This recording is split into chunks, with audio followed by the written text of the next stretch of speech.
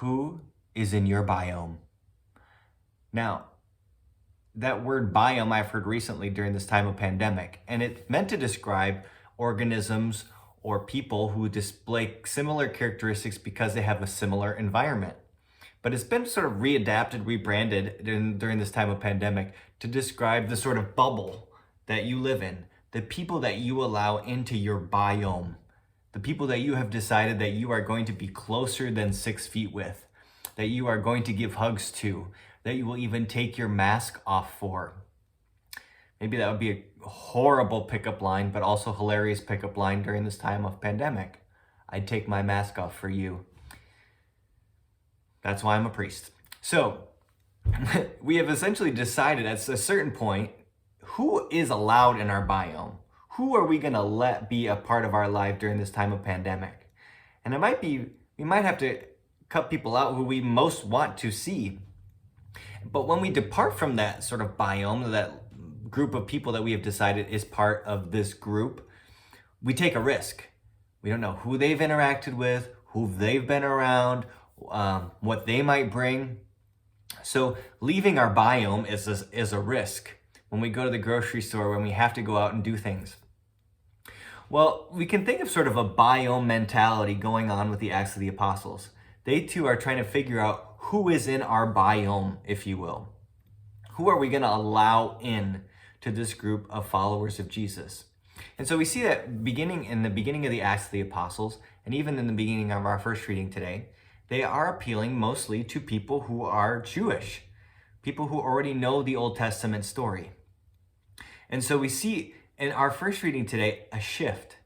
They start to say, well, maybe we're going to go a little bit beyond the Jewish religion to those who are Gentile or non-Jewish. They're taking a huge risk. They are really putting themselves out there. They're essentially possibly jeopardizing the health of this Christian movement, this people of the way, this community of believers. And what's interesting is we hear that their decision to include, to allow these Gentiles in, actually becomes what defines them. No longer are they just this movement or sect within Judaism, but now for the first time in Antioch, they are called Christians. Isn't that interesting? That what sort of their decision to include is what ultimately identifies them as different, as other. This ragtag group of people who are misfits, who are Jewish and Gentile and all kind of conglomerated together as followers of Jesus, as Christians, this is what defines them. It won't be for another 100 years that the word Catholic will be attributed to this group of Christians. But we can see obviously that these are Catholics. These are people who have come to know Christ in a new way.